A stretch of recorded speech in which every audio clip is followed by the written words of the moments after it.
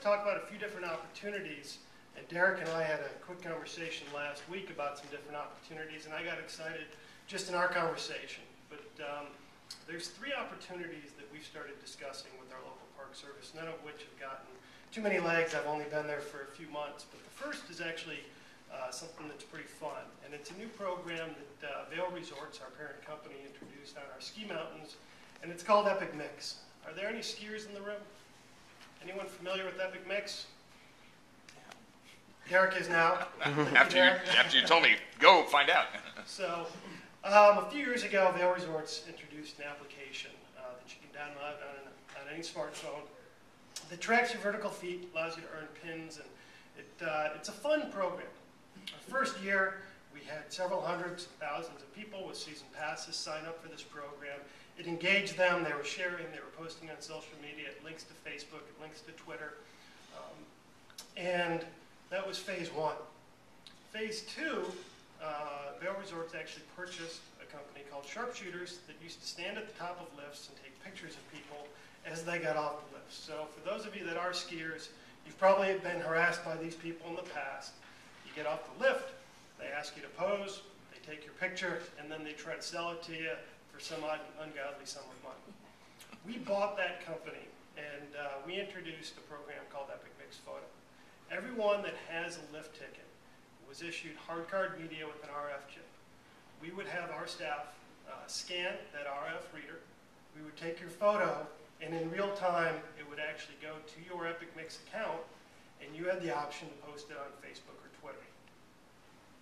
Financially, the program was not a wild success for Vail Resorts.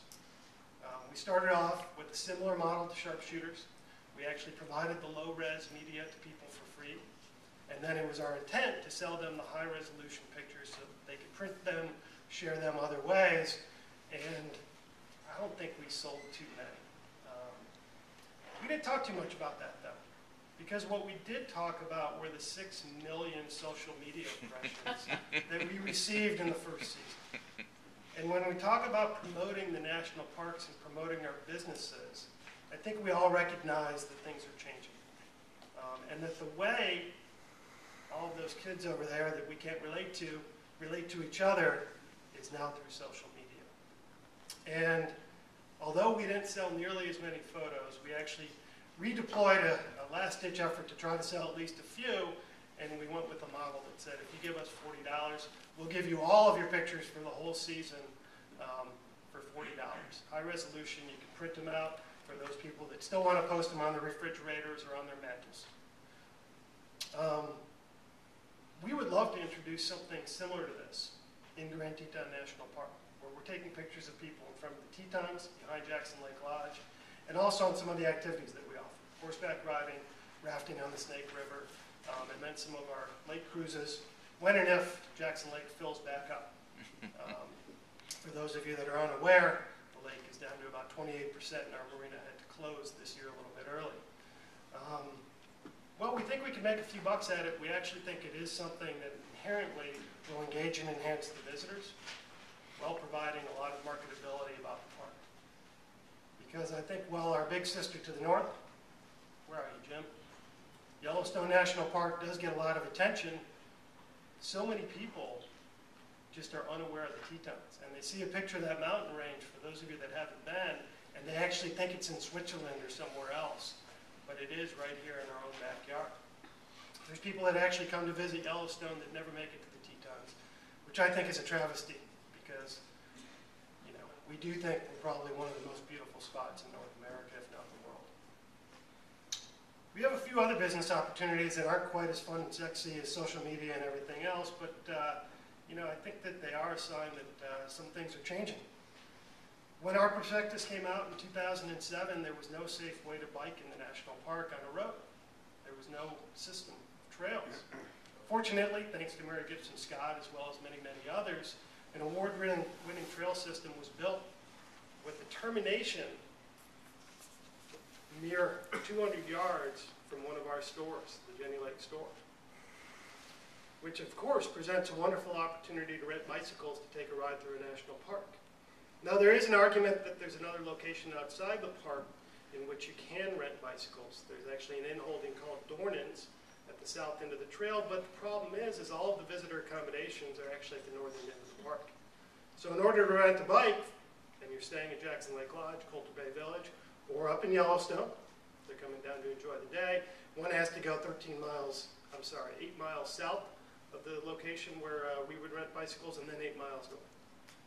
So we would love very much to operate a bicycle rental shop, and clearly with the building right at the terminus of the existing trail, we're in a position that no other individual could possibly be in, where we actually have the infrastructure in place to provide this service. And then lastly, I have to tell you that I had a meeting on Monday with the Deputy Superintendent Kevin Schneider, and I proposed this idea, and it was myself and our Director of Operations and the General Manager that runs Flagg Ranch meeting with the Business Resources folks and the Deputy Superintendent, and I actually didn't get together with my team in advance to let them know what I was going to talk about, and I proposed my far-fetched idea of a food truck at String Lake. And afterwards, my Director of Operations said, "Alex, I got to give it to you for proposing the taco truck." And now I get to tell him that I've actually proposed it to a U.S. Congressman. But String Lake and South Jenny Lake are two of the most frequented visitor attractions in Grand Teton National Park, and they have very, very little visitor services. And I think clearly we recognize that to build new buildings and things of that nature it is just probably too complex and too time-consuming for us to consider with 9 years left in our contract. However, who would have guessed that in today's day and age there would be reality TV shows of food trucks having wars with one another? I think for those of you that do live in a big city, you've found that there's a unique subculture with food trucks, and they're becoming all too common.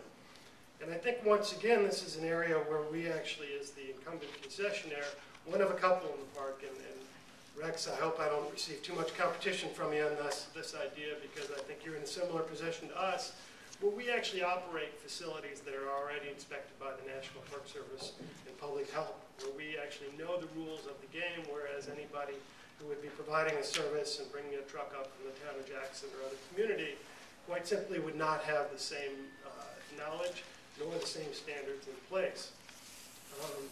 And it's something that's relatively easy. It doesn't involve any leasehold surrender interest or PI.